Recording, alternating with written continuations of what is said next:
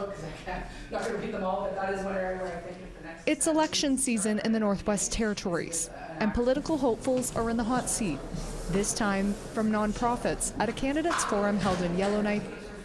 Vying for Great Slave Riding, the only Indigenous candidate in the capital city, Stacey Arden-Smith, who believes GNWT needs to update their inventory of programs NGOs offer.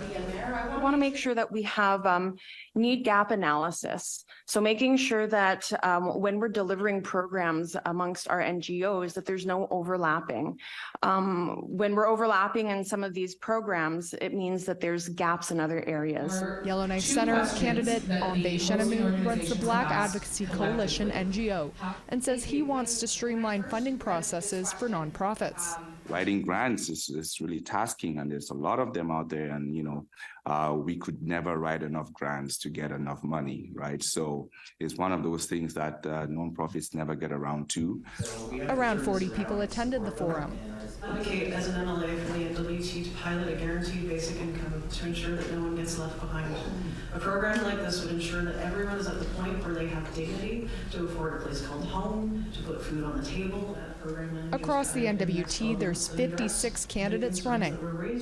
The Legislative Assembly is made up of 19 members, 3 of which are already acclaimed, including Caitlin Cleveland from the Can Lake riding. So I want to talk about arrears. We have $15 million of arrears. Lots of them are owed by seniors. Those arrears are based on policies that don't even exist anymore. So why are we getting seniors and elders to pay on arrears that really are unfair and unequitable? Former Yellowknife City Councillor Julian Morris, running in the Frame Lake riding, spoke towards the gap from the federal government's childcare subsidy and the cost of programming in the NWT. There's some disagreement between parties as to how that gap is going to be filled, but the issue is going to be coming to a head very soon into the term of the 20th Assembly. So I would suggest an interim measure is going to have to be applied, which will give parties time to come together and develop a longer-term solution to the problem.